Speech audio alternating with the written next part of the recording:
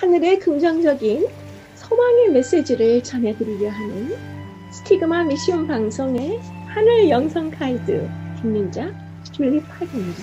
우리 앞으로 저희 스티그마 방송을 통해서 또 성경의 여러 주제들을 통해서 흥미롭고 재미있고 유익하고 또 여러분들에게 용기와 실질적인 마음의 은혜의 뿌리를 내리실 수 있는 그런 많은 자료들 그런 데 위해서 진행해 드리도록 하겠습니다.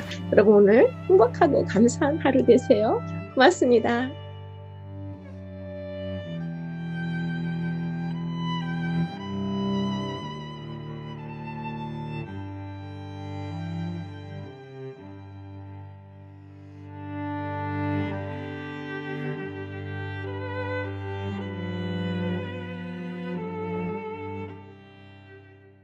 안녕하세요.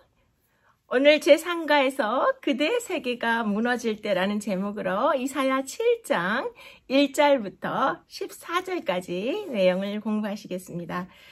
아수르 제국이 구약 성경에 참 그 이야기가 많이 나오는데요. 아수르 제국과 관련된 성경은 여러분들이 지금 공부하시는 이사야서, 또 아모스서, 그 다음에 요나와 나훔, 그 또 두 책이 더 있고요. 그 다음에 열왕기하, 역대하. 그래서 이 구약 성경에서 이 아수르 제국이 언급되는 것은 이사야서, 아모서, 요나서, 나훔서.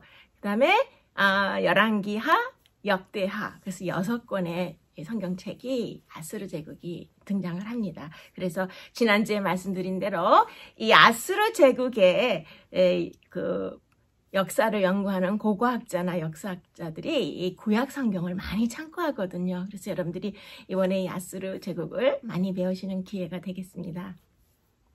이사야부터 말라기까지 현재 기록이 전해지는 이 16명의 선지자들이 구약에 등장하는데요. BC 800년경부터 BC 400년경까지 약 400년 동안 이들이 활동하는데 이 구약시대의 선지자들 중에서 지금 여러분들이 이번에 배우시는 이사야가 가장 선구자적인 그런 선지자가 아닌가 이렇게 생각합니다. 이사야는 여러분 잘 아시는 대로 이제 남방 유다 왕국의 선지자로 활동을 했는데 국가적으로 아주 중체대한 시기에 선지자 역할을 했지요. 그래서 오늘 배우신 아하스 왕 때에 이런 전쟁 사건이 있어요. 그것이 이사야 7장부터 이제 11장까지 나오고요. 그 다음에 이제 두 번째 중요한 시기는 여러분들도 많이 배우신 히스기야 왕 때에 아수르 제국의 사네립 왕과 전쟁을 하는 그런 내용이 이사야서 36장과 37장에 나오죠. 그래서 이 이사야는 이 남방 유다에서 선지자로 활동을 하면서 가장 그 아하스 왕과 히스기야 왕이 어려움을 겪을 때 큰 역할을 했던 그런 선지자로 여러분들이 배워지면서 하나님에 대한 이사야의 그 믿음의 신뢰를 통해서 이렇게 왕들을 또 백성들을 독려하고 또 이 남방 유다를 구원하시는 하나님의 도구로 사용되는 이사야의 모습을 우리가 오늘도 계속 보시겠습니다. 여러분 연말 연시 맞으셔서 많이 분주하시고 바쁘셨죠? 네, 좀 어수선하고 좀 많이 바쁘신 시간들이 지났는데요. 이제 다시 1월 둘째 주가 돼서 여러분들이 좀 차분하게 공부하실 수 있는 그런 분위기가 된 것 같아요.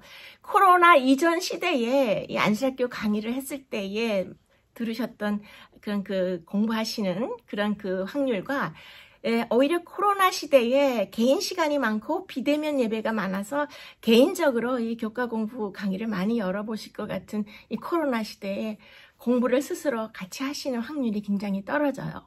모든 강사님의 강의가 다 그런 것 같아요. 그래서 이 코로나 시대에 우리 각자 개인 시간이 많은데 어떻게 더욱 열심히 자신을 믿음을 개발하시는 좋은 시간으로 쓰는가는 본인들에게 달려있는 것 같아요. 프랑스 사람들이 많이 머물다가 가는 그 장소에 가보면요. 프랑스 사람들이 떠난 자리에는 와인과 향수가 꼭 보인다고 해요. 그 다음에 영국 사람들, 영국 문화가 오래 머물던 곳에 가보면 그들이 떠났을 때 2층 버스가 남는다고 해요. 그 다음에 이제 미국 사람들이 한동안 어느 그 장소에서 오래 머물다 떠나면 프로 야구팀이 하나 생긴다 그래요. 그만큼 미국 분들은 프로야구에 더 열광적이죠. 자, 그런데 중국 사람들이 한참 머물고 떠난 그 자리에는 너무나 맛있는 음식들이 많이 남아서 음식을 남기고 떠난다고 하는데요. 또 일본 사람들이 많이 떠나면 그 일본 문화가 머무던 곳에는 새로운 그 제품이나 새로운 상표들이 많이 남아있다고 해요.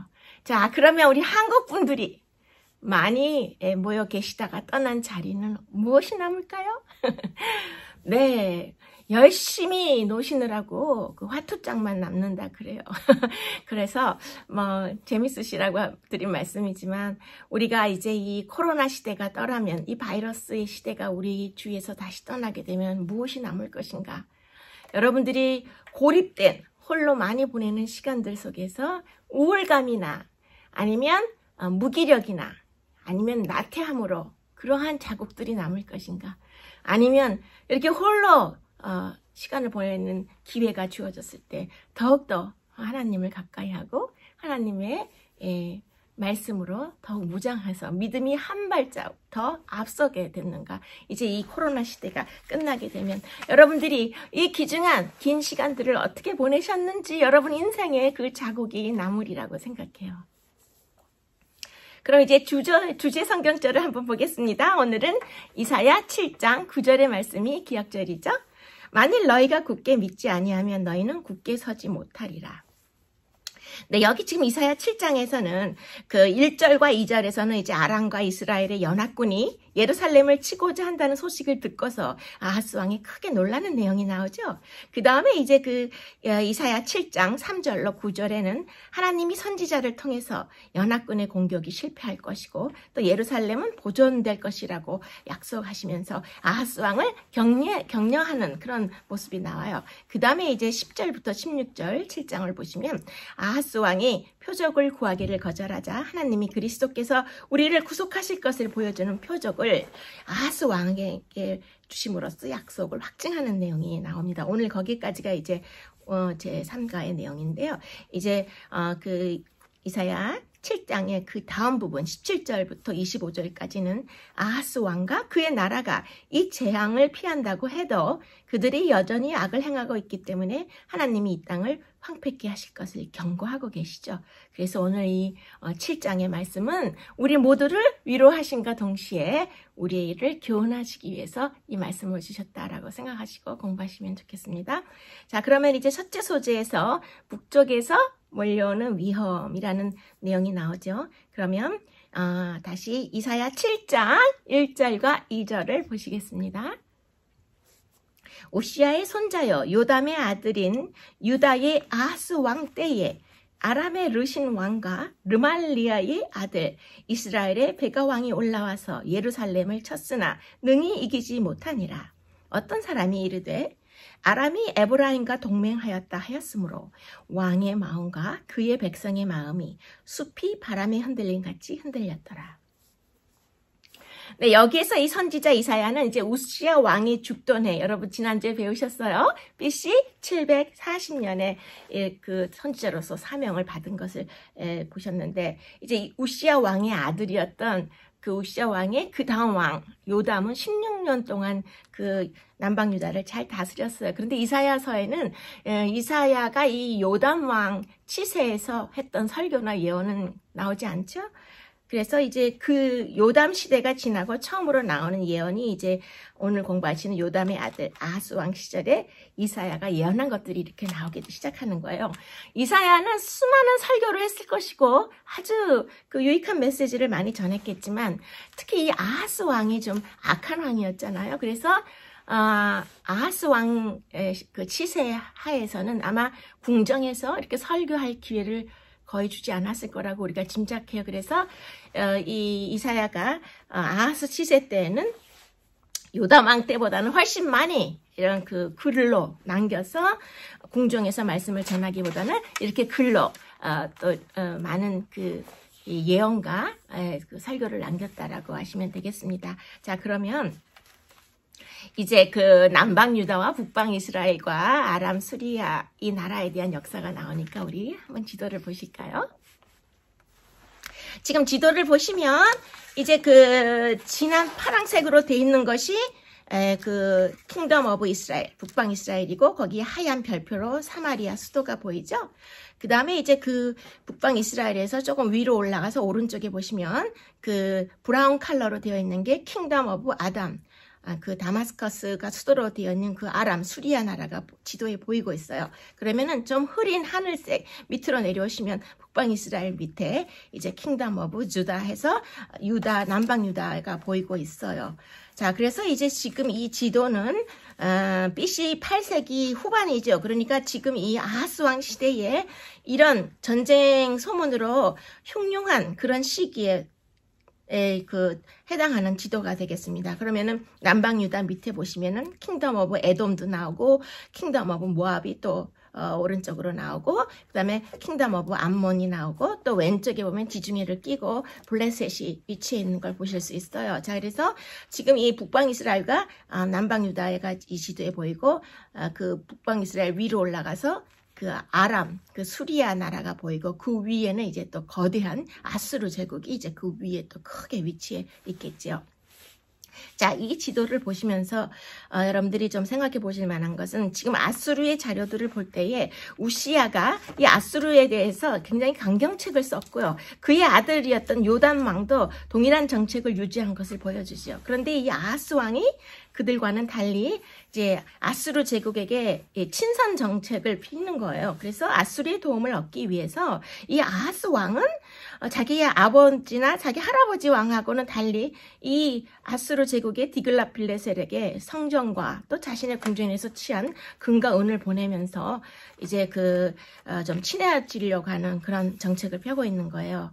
근데 그 지도에 보시면 잘 나와 있지만 지금 아람 위쪽으로 해서 큰 아수르 제국의 어마어마한 땅덩어리가 지금 밑으로 치고 내려오는 거예요. 그래서 이때 이 서아시아 대부분의 나라들은 이 아수르 대제국에 대항해서 하나의 동맹체로 대항해서 그 연합해서 싸울 수밖에 없었어요. 그래서 보시면은 뭐 암몬이나 모압이나 에돔이나 그 다음에 블레셋, 그 다음에 남방 유다, 북방 이스라엘, 아람 이 나라들이 이제 다 연합을 해서 북쪽에서 밀고 내려오는 이 어마어마한 아수르 제국을 물리쳐야 되는데 지금 아하스 왕이 이들을 배신하고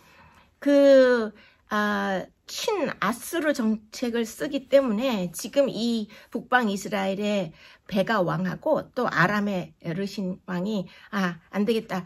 이 남방 유다를 쳐들어가서 저 아하스 왕을 패하고 새 왕을 그 자리에 앉혀서 우리 지금 이 아래쪽에 있는 나라들이 다 합해서 아수르 제국에 대항하는 일을 연합하도록 이 남방 유다를 쳐서 압력을 가야 되겠다. 그렇게 이제 생각하게 되었고 그런 목적으로 지금 전쟁을 일으킨다는 이 소문이 들려온 거예요. 그래서 지금 이 지도를 보시면 이 북방 이스라엘과 수리아가 이렇게 그 위에서 그들을 위협하면서 세력을 확장해오는 제일 북쪽에 그 아수르 제국의 디글라필레셀 3세의 막강한 세력에 대항하기 위해서 남방 유다도 같이 동맹을 맺자고 지금 압박을 하는 거죠. 자, 아하스 왕은 이제 이 전쟁이 나면 내가 왕좌에서 쫓겨나겠구나. 굉장히 두려워하는 내용이 이사야서 7장 6절에 나오죠. 그래서 배도한 그 아하스 왕이 하나님을 신뢰하지 않았어요. 그의 눈에는 자신의 왕국이 곧 무너질 것처럼 보인 것입니다. 그래서 아하스 왕은 하나님만이 그와 그의 나라를 구해주실 수 있는 유일한 도움이심을 인식하기보다는 지금 이 지도에 보이는 대로 그의 적들의 즉 북방 이스라엘과 아람의 또 적인 이 디글라필레셀 3세가 왕으로 있는 이 아수르 제국의 동맹관계를 맺으려고 시도하는 그런 타이밍이에요. 그래서 이 아수르 제국의 빌레셀 왕이 수리아와 이스라엘을 대항하도록 도와달라는 아하스 왕의 요청을 기꺼이 수락하죠. 이 디글라필레셀 왕은 아하스로부터 많은 뇌물도 받았지만 수리아를 침공할 수 있는 북방 이스라엘을 침공할 수 있는 구실을 얻게 됨으로써 곧바로 그 요청에 응해서 실행에 옮겨가는 것이 이제 열왕기하 16장에 나오는 거예요. 자, 그럼 그 다음 영상을 한번 보실까요? 여기에 보면은 그 아수르 제국의 그 디글라필레셀 3세 왕에게 남방 유다의 아하스 왕이 손을 내밀면서 뭔가 도움을 구하는 모습이 이렇게 석판에 남아 있습니다. 이렇게 부조가 지금 이 영국의 대형 박물관에 남아 있는 거예요. 그래서 지금 아수르 제국의 이게 유물인데요. 이 영상에서 보시면은 아하스가 물질의 힘에 의지하기로 결정하고 이제 이방인에게 이렇게 도움을 구하는 모습이 저렇게 유물에서도 보이는 것이죠. 그래서 그 절망 중에 이 아수르 제국의 디글랏 빌레셀 왕에게 기별을 보내서 이 석판에 나와 있는 장면처럼 나는 왕의 신복이요 왕의 아들이라 이제 아람 그 수리아 왕과 북방 이스라엘 왕이 나를 치려하니 청하건대에 올라와서 그 손으로 나를 구원하소서라는 그 요청이 지금 열왕기하 16장에 나오는 내용이 지금 이 장면에서 여러분들이 생각해 보실 수 있는 거예요. 그래서 그는 이 요청과 함께 그 왕의 보물 창고와 또 성전에 있는 값진 예물을 이 아수르 제국 왕에게 보내는 거죠. 자, 아하스 왕은 자신의 치세를 우상 숭배로 시작했기 때문에 그는 이런 위기의 때에 이 아람과 북방 이스라엘 왕에게 어떤 보호를 받을 수 없다는 것을 스스로 두려워한 거예요. 하나님께서는 종종 어느 한 나라를 징벌하기 위해서 또 다른 나라를 회초리로 사용하시는 것을 우리가 역사에서 많이 보아할 수 있던 그런 경우와 같이 여러분들이 생각해 보실 수 있겠죠. 그래서 지금 아하스 왕이 그의 신하들과 이 모든 온 나라가 대경 실색해서 혼란에 빠지고 두려움으로 이제 요동치는 그런 상황이 된 거예요. 그래서 이런 폭풍전야를 맞이해서 저항해봐도 아무 소용이 없다고 결론을 내리고서 이제 자포자기하는 그런 상황이 된 거예요. 자, 여러분. 자, 그러면 우리가 첫째 소재의 그 묵상의 질문을 한번 보시겠습니다. 위기가 닥쳤을 때 우리가 먼저 하나님께 도움을 구하지 않고 인간적인 도움을 찾는 이유는 무엇일까요? 라고 묻고 있어요. 네. 여러분, 우리 사람들은 일단 눈에 보이는 그런 인간에게 도움을 구하는 것이 우리의 본능이죠. 그런데 우리가 동정과 도움을 얻기 위해서 하나님과 예수님을 바라보는 대신에 쉽게 눈에 보이는 동료 인간들을 바라보는 경향이 우리 모두에게, 사람에게 다 있는 것입니다. 그런데 그 골리앗의 장군의 부대와 이스라엘 그 병사들이 싸울 때에 40일 내내 이 골리앗 장군이 소리를 질렀어요. 이 겁쟁이들이 한 사람도 대결하러 나오지 않는 걸 보고 너희가 과연 하나님의 백성이냐고 조롱을 하죠. 그런데 단 한 명의 이스라엘 병사도 골리앗에 맞설 배짱이 없었어요. 40일 내내 이 이스라엘 진영에서는 누구 하나 감히 싸우려고 나설 수가 없었어요. 겁에 질렸고 사기가 땅에 떨어졌는데, 그래서 소년 다윗이 나서게 되는 것을 우리가 너무 잘 알고 있지 않습니까? 그런데 이 이스라엘 백성들은 사실 홍해 앞에 기적이 갈라지는 걸 보아온 백성들이고, 그들은 낮에는 구름 기둥, 밤에는 불기둥이 나타나서 그들의 그 민족을 인도하시는 하나님의 속기를 직접 체험한 그 사람들이고, 그 다음에 배가 고플 땐 만나를 주시고, 또 물이 갈구할 때는 반석에서 물을 나오게 하시고, 요단강이 쩍 벌어지게도 하시고, 그 다음에 여리고 철옹성이 그냥 그들의 찬양과 행진으로 무너지는 이러한 정말 기적 중에 기적들을 많이 겪은 이스라엘 민족이 이렇게 위기가 닥쳤을 때 하나님께서 계속해서 함께 하신다는 것을 까맣게 잊어버린 거예요.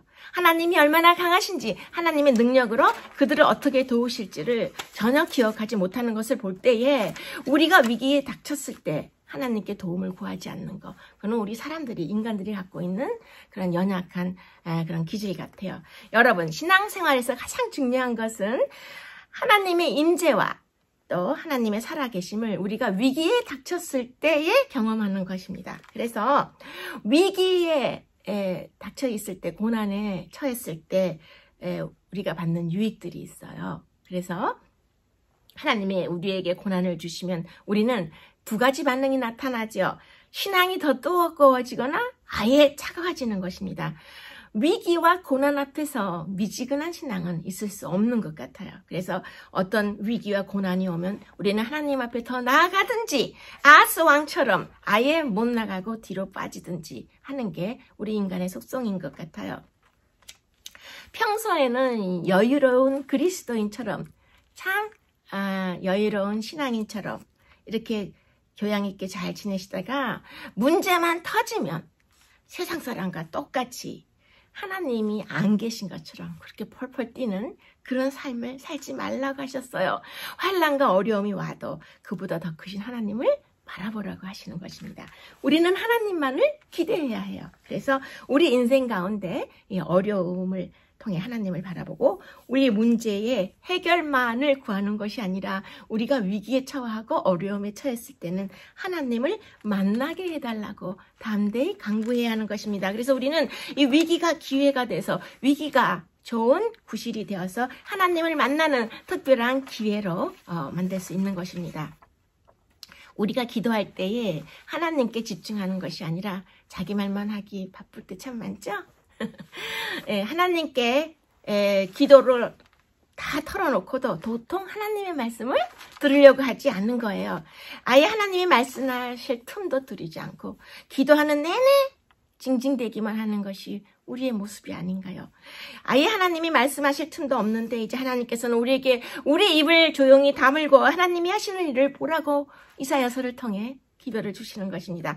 왜 우리가 이런 일을 겪는지, 왜 이렇게 살아가야 하는지, 하나님은 왜 내가 이해하지 못하는 일들을 이렇게 하시는지 우리는 하나님이 우리 자신에게 하시는 말씀을 들어보라고 하시는 것입니다. 여러분, 하나님이 운행하시는 방법은 우리의 생각과 다르다고 했죠? 그래서 우리가 말도 되지 않는다고 하는 일이 하나님께는 말이 되는 것입니다.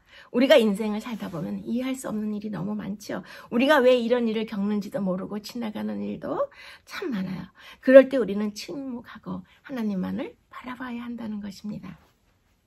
하나님이 안 계신다고 함부로 말할 것이 아니라 그 상황을 통해서 하나님이 일하실 것을 기대하라고 하시는 거예요.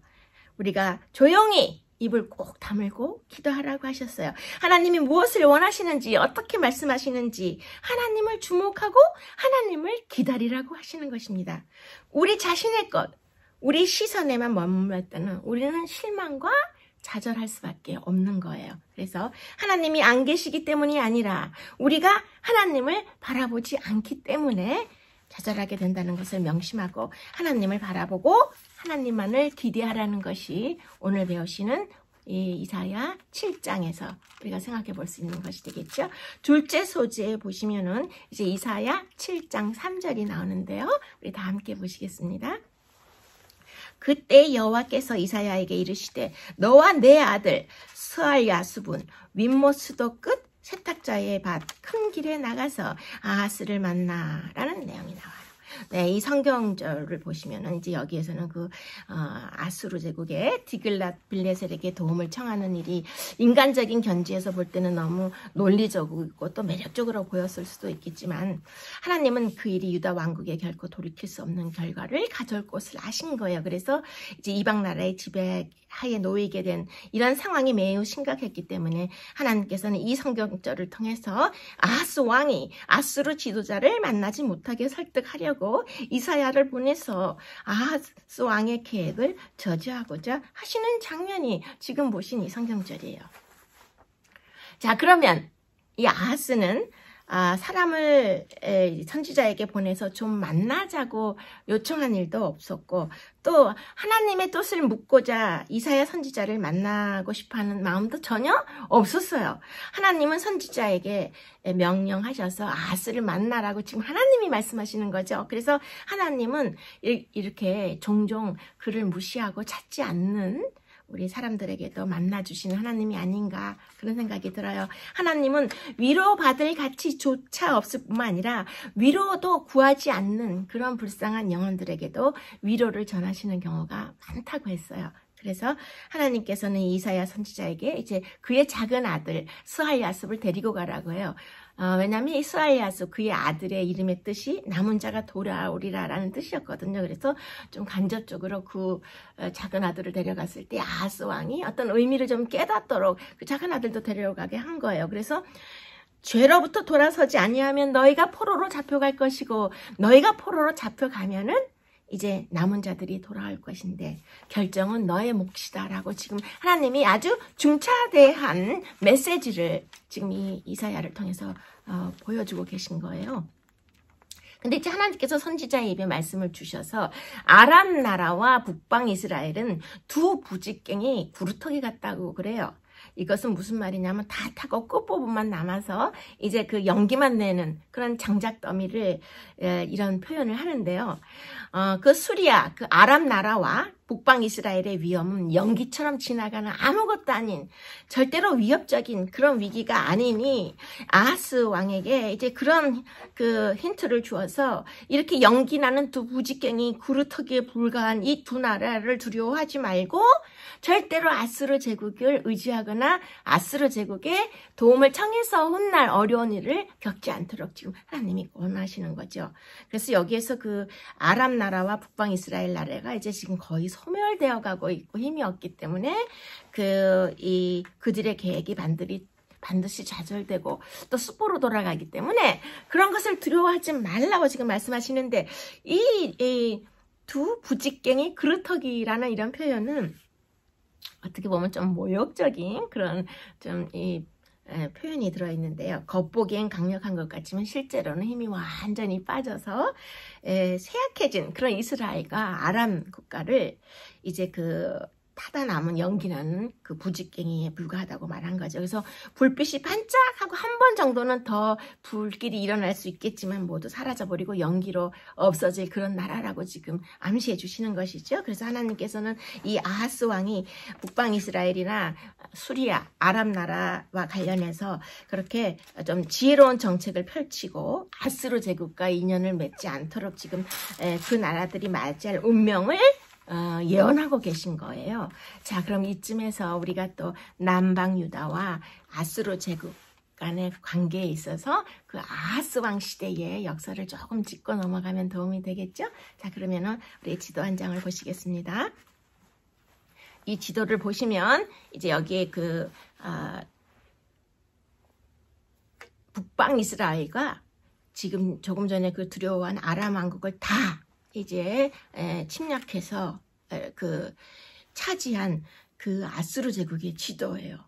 그래서 지금 이걸 보시면은 위에 중간에 약간 그 자색 부분의 지도는 이제 그 신아수르 제국의 초기 때의 지도이고 지금 이 아하스 왕이 이 북방 이스라엘과 이 아람 수리아 나라와 전쟁하려고 하는 이 734년 이때의 그 8세기 후반에 BC 8세기 후반의 지도인 것입니다. 그래서 지금 이 아수르 제국이 차지한 지금 아하스 왕이 두려워할 만하죠. 이렇게 땅을 여러 나라들을 다 차지하고 있는 이 지도를 보시면서 우리가 하나 생각해 보실 것은 이 BC 8세기에 남유다는 잘 아시는 대로 유다 왕, 요담 왕, 아하스 왕, 히스기 왕이 통치하던 시대잖아요. 그래서 지금 이 지도에 나오는 이때가 지금 그 네 왕이 지나던 시대입니다. 이때 이사야 선지자가 이제 전반기에는 아하스 왕 때문에 고생을 많이 했고 또 이 후반기에는 히스기야 왕을 도와서 남유다를 아수르 제국으로 또 구하는 것 때문에 마음고생을 많이 하는 거 이제 앞으로 또 배우실 텐데요.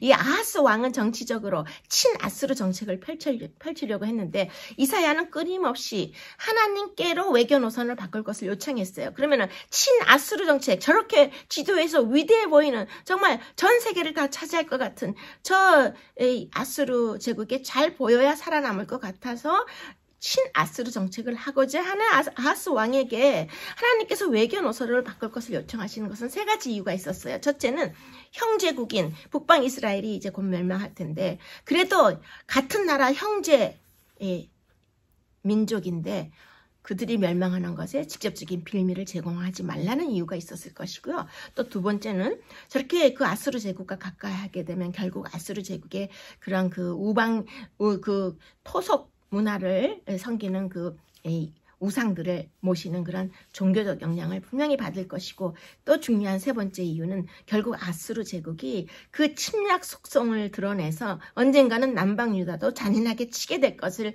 하나님께서 아시고 세 가지 이유에서 그걸 말린 거죠. 그런데 이 아수르 제국은 이 당시에 정말 세계를 호령하는 저렇게 여러 나라를 다 섭렵한 저런 거대한 땅덩어리를 갖고 있는데 하나님께서 잠시 사용하는 몽둥이에 지나지 않는다고 아무리 알려줘도 아하스 왕은 믿음이 없었기 때문에 이사야 선지자의 말을 듣지 않는 상황이에요. 그래서 지금 하나님은 이 지도에서 보이는 것처럼 북방 이스라엘은 그들의 죄로 심판을 당하는 것이 마땅해서 이미 이 지도에서는 지금 북방 이스라엘이 저 아수르 제국 안으로 들어가 있어요.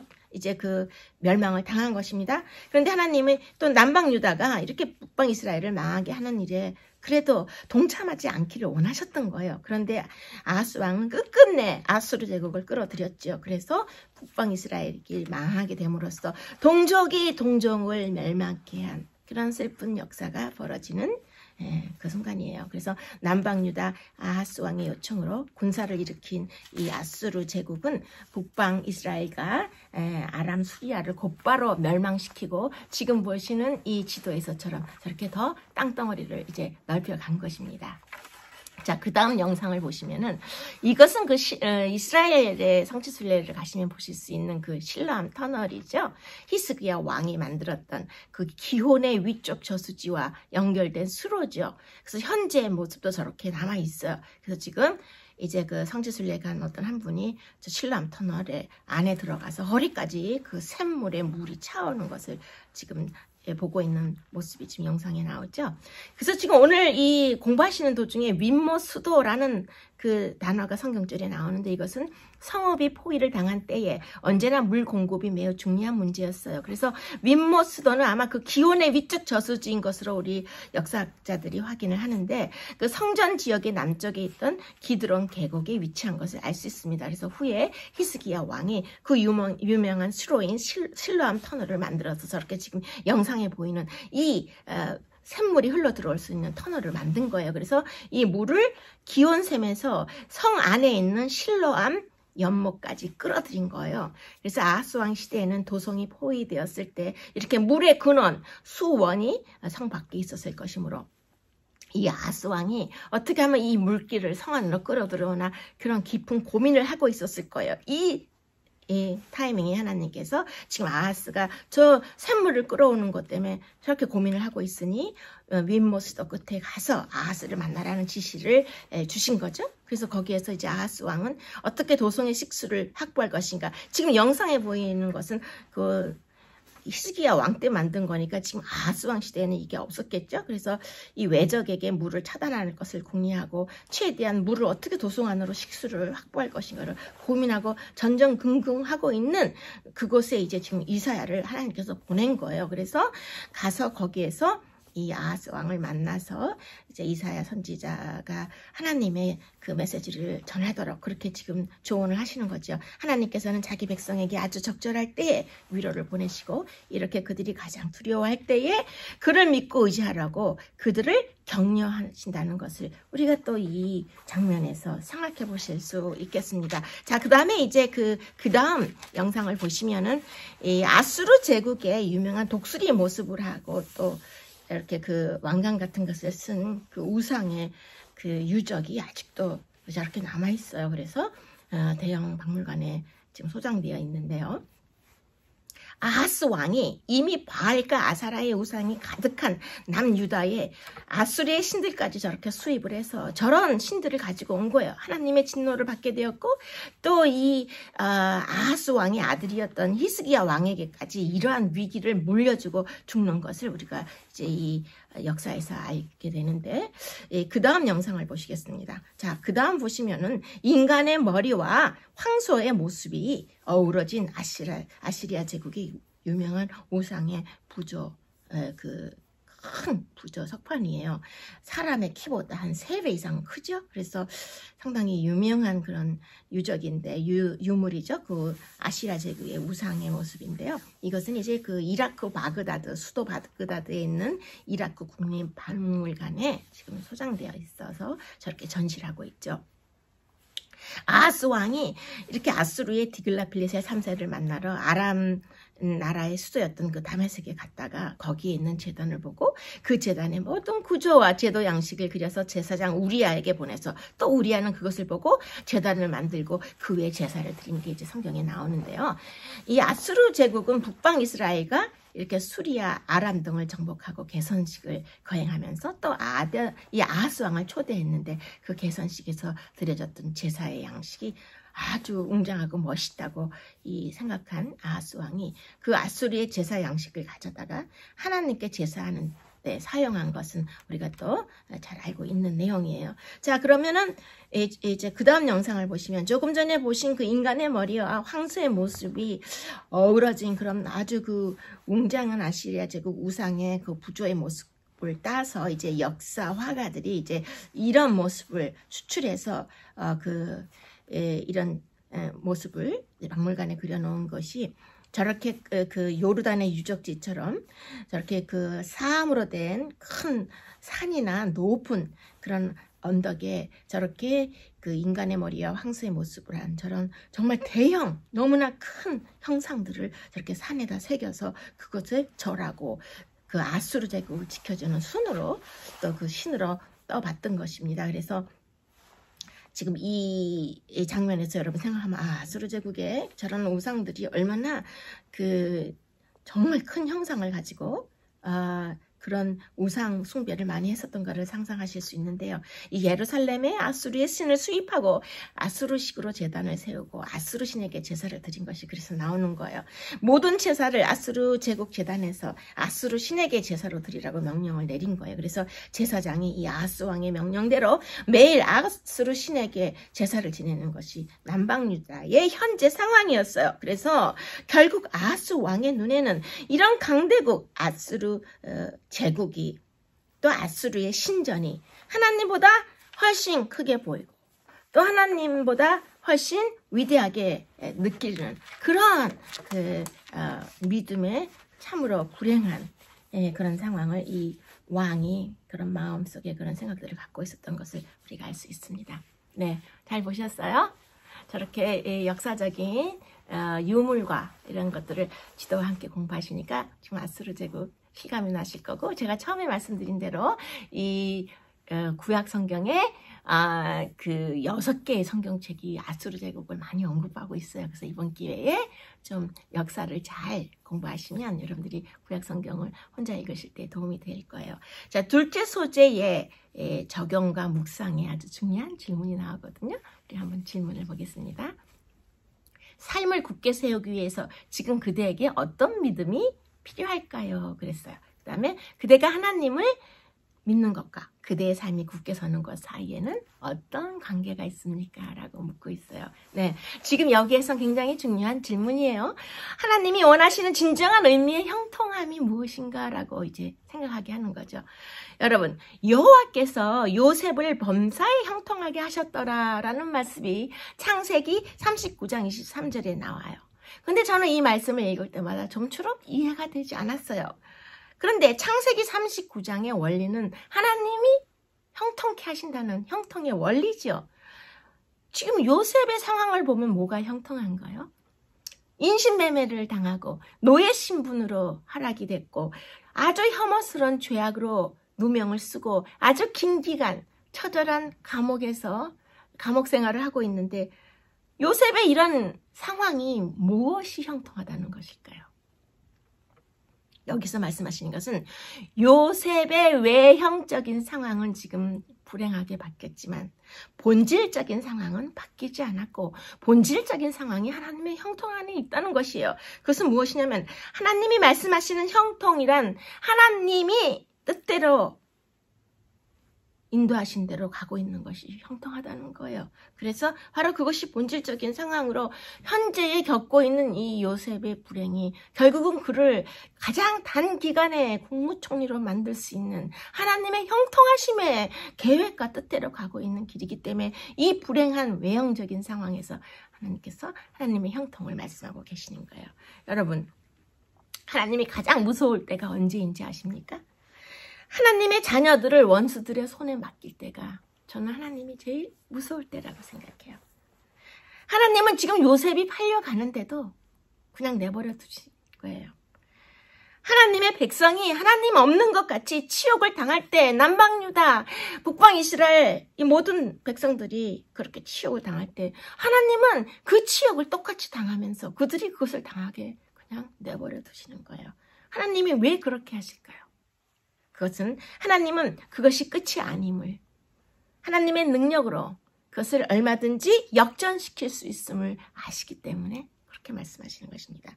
우리는 살아가다 너무 어려운 일을 만날 때 하나님 어떻게 이럴 수 있습니까?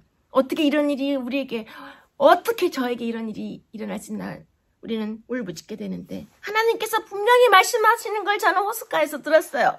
그것보다 더 큰 일도 일어날 수 있다라고 말씀하시는 거예요. 그래서 하나님이 일하실 때는 어떤 일이 우리가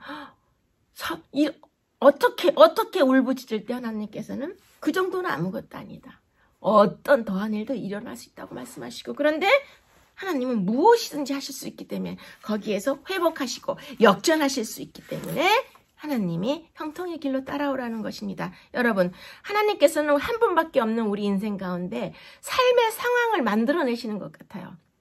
그래서 때로는 우리가 병이 나기도 하고, 때로는 정말 말 못할 힘든 사정으로, 때로는 또 우리가 이해할 수 없는 고난을 주시죠. 그래서 우리는 어떠한 상황 속에서도 외형적인 상황에 절망하지 아니하고 믿음으로 하나님의 형통함으로 인도하시는 그것을 따라서 우리 자신의 삶의 텍스트를 써나가야 한다고 하셨습니다. 훗날 우리가 주님 앞에 섰을 때 주님께서 말씀하시기를, 너의 삶의 모든 흔적이 나의 이야기였고 나의 자랑이었고 나의 영광이었다고 말씀하신다면 우리는 얼마나 그때 명예롭게 될 수 있을까요? 여러분, 우리 예수님께서 언젠가 우리를 자랑스럽게 생각하시고 우리의 이야기라, 우리의 모든 삶을 예수님의 영광으로 받아들이셨다고 그렇게 말씀하실 때를, 그 명예를 안다면 우리 지금 이 정도의 어려움이나 이런 믿음의 현장에서 싸움을 할 수 있는 것입니다. 여러분, 세상이 주는 고난은 결국 한 가지로 이제 귀결이 돼요. 바로 죽음인 것입니다. 아파도 죽고 건강해도 죽어요. 돈이 많아도 죽고, 사람은 유명해도 죽고, 제가 볼 때 잘생겨도 죽고 성격이 좋아도 죽는 것입니다. 그러나 우리를 죽여도 우리에게서 빼앗을 수 없는 그 한 가지가 있어요. 그것이 바로 우리의 믿음인 것입니다. 주님의 명예를, 주님께서 너의 삶은 나의 이야기였고 나의 자랑이었고 나의 영광이었다고 인정해 주실 그 예수님의 목소리를, 그 선포하시는 예수님의 명예로움을 우리가 아는 믿음을 갖고 있다면 우리는 죽어서도 우리의 믿음을 이 세상에 빼앗기지 않을 것입니다. 이 세상은 하나님이 택하시고 지명하여 부르신 하나님의 사람들을 핍박할 수도 있고 잔인하게 죽일 수도 있어요. 역사에서 많이 보아오셨죠. 그러나 완전히 끝내지를 못해요. 그것은 하나님은 결국 예수님을 보내주실 것이고, 결국 그 재림을 통해서, 예수님의 재림을 통해서 하나님의 새 나라가 열릴 때 우리는 하나님의 나라에서 또 다른 행복한 이야기를 이어가게 될 것이기 때문입니다. 이제 셋째 소재 보시면은 이제 그 이사야 선지자가 그들이 예언을 멸시하고 하나님의 계시를 귀 여기지 않고 있다고 이제 아하스 왕과 그의 신하와 또 그 모든 왕가 전체를 이제 책망하는 그 말씀이 나오죠. 자, 그럼 지금 이사야 7장 13절을 잠깐 보시겠습니다. 다윗의 집이여, 원하건대 들을지어다. 너희가 사람을 괴롭히고서 그것을 작은 일로 여겨 또 나의 하나님을 괴롭게 하려 하느냐. 하나님은 앞서의 그 예언들을 확증하고 또 그 예언들에 대한 아하스의 믿음을 굳게 하시기 위해서 그 새로운 징조나 무슨 이적이나 아무거나 원하는 것을 구하라고 선지자를 통해서 참으로 은혜로운 제안을 지금 이 이사야 7장 10절에서 11절에 하셨어요. 그래서 참으로 그 특별한 기회임에도 불구하고 이 아하스 왕은 무례하게도 이런 하나님의 은혜로운 제안을 거부하죠. 그리고 호의를 무시해버리는 그런 모습을, 안타까운 모습을 우리가 볼 수 있는데, 지금 이 여기에서 이 아하스 왕이 징조나 이 표적을 구하지 않은 진짜 이유가 무엇일까요? 그것은 아스로인들과 그들의 군대와 그들이 섬기는 아까 보신 그러한 응대한 신들을 마음속으로 의지하였고, 그러한 아스루의 신과 아스루의 왕과 아스루의 군대가 이 남방 유다를 도와주리라는 것을 속으로 믿고 의지하는 상황 속에서 지금 굳이 쓸데없이 이스라엘의 하나님에게 신세를 져서 부담감을 느끼고 싶지 않았던 것이 아마 아하스 왕의 솔직한 심정이었을 거예요.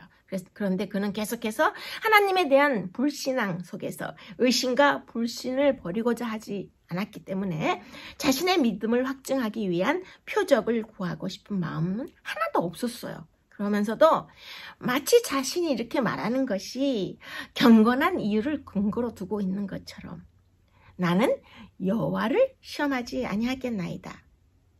하나님께서 친히 그에게 권유하고 지시한 일을 하는 것이 마치 하나님을 피곤하게 하고 시험하게 하기 때문에 하나님을 좀 편하게 해드리려고 거절하겠습니다. 이렇게 말하는 거예요. 그래서 하나님께 우리가 절박하게 무언가를 요구하는 것은 그분을 힘들게 하거나 그분을 시험하거나 그분을 실망하게 하는 것이 아니라 그분을 정말 기쁘게 하는 것인데 지금 아하스 왕은 거꾸로 알고 있는 것이죠. 그래서 이 아하스 왕이 이 믿음을 거절하고 사양하고 자신의 마음의 그 빗장을 단단히 걸어 잠그면서 그는 하나님을 너무 절망되고 슬프게 만든 거예요. 자, 그러면 셋째 소재 묵상을 보겠습니다. 그대가 만약 아하스 왕이라면 어떤 징조를 구하겠습니까? 또 지금 공부하시는 이 상가에서 48페이지 여섯째 소재에 질문이 좀 중요한 게 나와요. 그대가 어떤 결정을 내리려고 할 때 하나님께 징조를 구하는 것은 적절하리입니까? 라고 묻고 있죠. 그 다음에 사람에게 도움받는 것은 좋은 일이지만 어떻게 하면 그것의 한계를 인식할 수 있을까요? 이렇게 묻고 있어요. 여러분, 우리에게 아무 희망도 보이지 않을 때 여러분은 하나님을 보시나요? 믿음은 절대 이 세상에서 나올 수 없는 거라고 하셨어요. 그래서 믿음은 하늘 위로부터 오는 것입니다. 그래서 믿음은 지금 우리 모두의 고난이나 역경이 그것으로 끝나지 않는다는 것을 확실히 보게 하는 것이 그것이 믿음이에요. 우리가 신앙 안에서 살면서도 고난과 위기와 역경이 찾아오면 너무나 낙담하고 실망하게 되죠. 왜 그런가요? 그것은 하나님을 놓치고 하나님이 아닌 이 세상에서 아하스 왕처럼 답을 찾으려고 하기 때문입니다. 이 세상은 우리에게 믿음을 줄 수 없다고 했어요. 믿음 자체가 이 땅에서 출발하는 것이 아니기 때문에 우리는 아무리 발버둥을 쳐도 이 땅에서는 해결을 찾을 수가 없죠. 결론은 이 땅에는 믿을 만한 존재나 믿을 만한 사람이나 믿을 만한 그 어떤 것도 없다는 것입니다.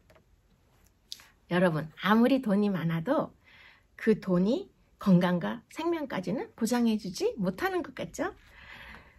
아무리 강건해도 인생은 80이다라는 말씀이 이 성경과 또 여러 그 경험하신 분들이 하신 말씀이에요. 우리는 늙고 병들어서 흙으로 돌아가는 그런 인생을 사는 존재일 뿐이죠. 그런데 우리 이 믿음은 세상이 혹은 다른 존재가 우리에게 줄 수 있는 것은 아무것도 없고 하나님 외에는 아무것도 없다는 것을 아는 것입니다. 한마디로 이 세상은 허구이고 허상이라는 것을 아는 것이 바로 믿음인 것입니다.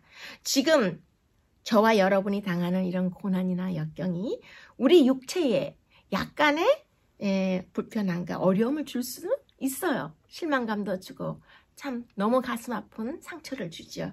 그러나 그 이상은 우리를 어쩌지 못하다는 것, 그 이상은 내 자신을 어쩌지 못한다는 것, 그것을 우리가 알고 있는 것입니다. 이 세상은 결국 헛것이며 이 고난을 넘어서면 하나님을 뵙게 되고 하나님의 임재를 만날 수 있다는 것이 우리의 믿음인 것입니다. 하나님의 그 역전시키는 능력을 아는 것이 바로 우리가 지낼 수 있는 가장 위대한 믿음인 것입니다. 알렉산더 대왕이 전쟁을 참 많이 했죠.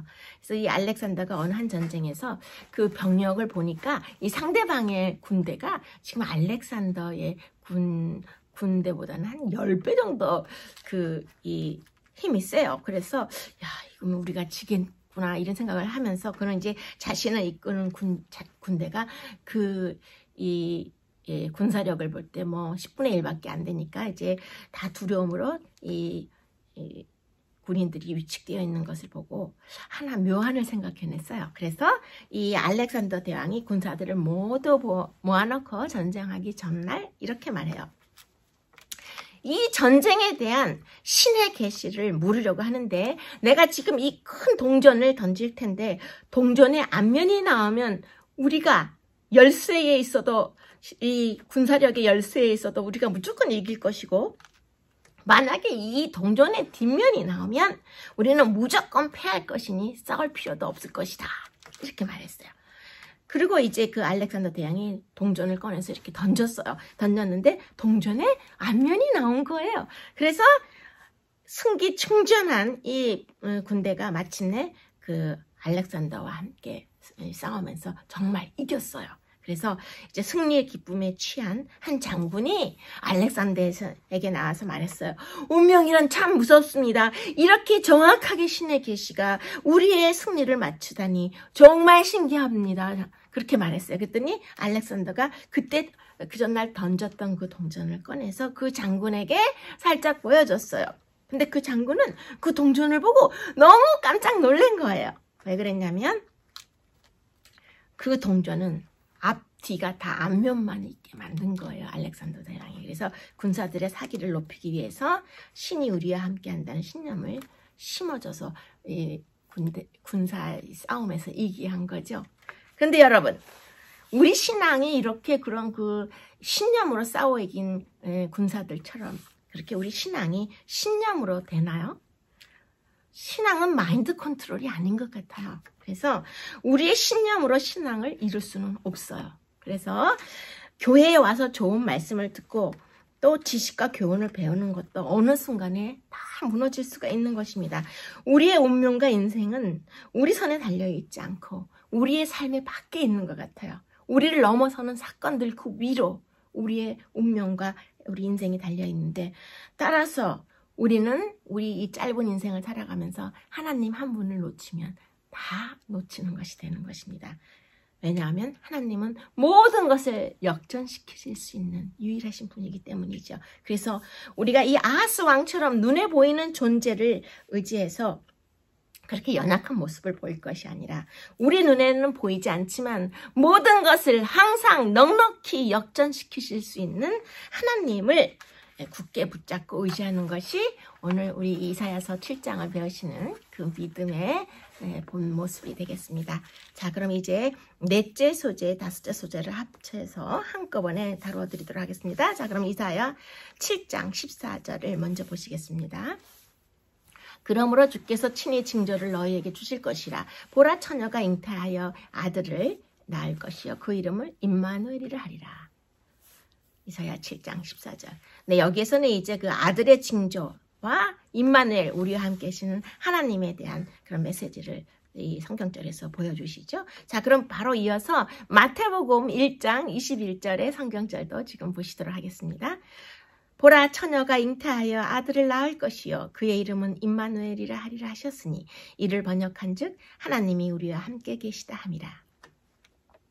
네, 지금 이 성경절을 보시면은 그 아하스 왕이 아무 징조를 구하지 않자 이사야 선지자가 하나님의 이름으로 그들에게 징조를 말해주는 그런 장면이 지금 조금 전에 이사야 7장 14절에서 보셨고, 또 마태복음 1장 21절에 같은 내용이 나오죠. 너희가 징조를 구하고자 하지 않지만 사람의 불신앙이 하나님의 약속을 무효로 만들어버리는 일이 없을 것이다 라고 지금 이사야가 이 하나님의 메시지를 전하고 있는 것이죠. 이 성경절을 통해서 지금 그 주께서 친히 이런 모든 징조, 곧 이중적인 의미를 지닌 징조를 이제 아하스 왕에게 보여주고 있는 것이죠. 자, 그래서 이제 메시아께서 영광스러운 방식으로 이 땅에 오실 것을 지금 이 역사의 한 페이지에서 이사야 선지자를 통해서 선포하는 그런 장면을 우리가 지금 이 성경절에서 생각해 보실 수 있는 것입니다. 여러분, 이스라엘의 역사에서 아니면은 인류 전체의 역사에서 가장 무서운 사건이 무엇인지 아십니까? 바로 하나님이 하나님 자신을 드러내신 결단이자 가장 위대한 사건인 성육신 사건입니다. 예수님이 하나님과 동등됨을 포기하시고 죄인으로 이 땅에 오셔서 우리와 같이 죄인으로 사시다가 우리와 같이 죄인으로 죽기로 작정하신 그 십자가 사건이 이 지구 인류 역사의 최고의 큰 사건인 것이죠.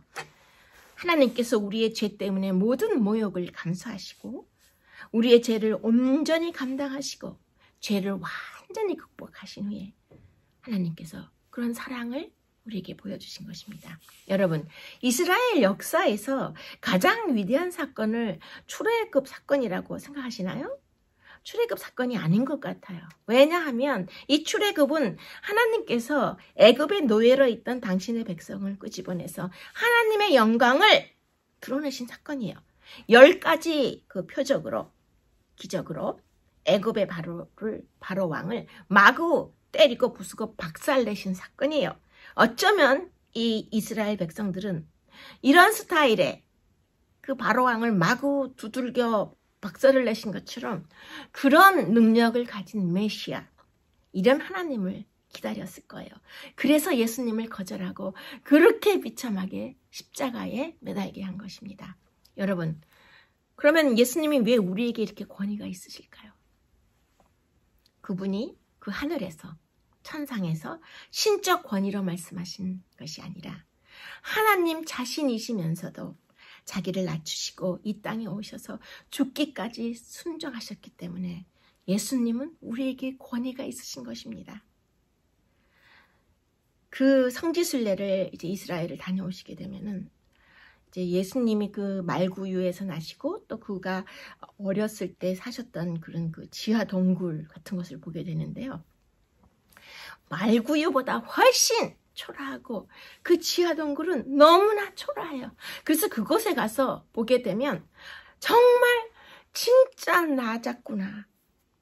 이렇게 밑으로 더 내려가셨구나. 이런 곳에서 사셨구나. 그리고 결국은 그런 십자가를 지셨구나. 우리 통곡하고 눈물을 흘리고 오게 되는 것입니다. 여러분, 예수님이 그렇게 사셨기 때문에 우리에게 지금 소망이 있는 것입니다. 예수님은 우리 아픔을 다 아신다고 했어요. 그래서 이렇게 순종하시고 우리를 위해서 하나님께 모든 것을 맡기신 그런 예수님은 우리에게 영원히 권위가 있으신 분인 것입니다. 이제 마무리할 시간이 다 되었어요. 여러분, 우리가 하나님을 만났고 하나님을 기다리지만 그렇더라도 우리의 현실은 여전히 아픈 것 같아요. 하나님을 만나고 나의 현실로 돌아와 보니 현실은 문제가 모두 해결되어 있는 것은 아니죠. 그렇기 때문에 우리는 긴장하게 되고 내 현실 앞에서 또 떨게 되는 것입니다. 그러나 우리는 그것이 끝이 아니라는 것을 알기에 기다리면서 묵묵히 우리의 삶의 길을 믿음으로 갈 수 있는 것입니다. 그만한 실력이 생긴 거예요. 기다리는 것이 가장 큰 실력인 것입니다. 아무리 하나님의 임재와 응답을 많이 경험해도 지금 이 순간, 바로 이 순간 하나님을 바라보지 않고 있다면, 그래서 잠시라도 세상을 바라본다면 우리는 곧바로 무너질 수밖에 없습니다. 견딜 자가 없는 거예요. 예전에 하나님을 충분히 바라보았고 넉넉하게 하나님을 만났다 할지라도 지금 이 순간, 오늘 바로 이 순간 하나님을 놓치면 곧이어 무너지는 것이 우리 인간의 신앙인 것입니다. 예수님께서는 우리의 실수를 이미 지워주셨다고 했어요. 그래서 우리 스스로 자꾸 우리의 실수를 지우려 할 때는 내 실수가 또 다른 실수를 문질러서 더 지저분하게 해놓을 뿐이라고 하셨어요. 예수님이 이미 값을 다 치르시고 지워주셨는데요.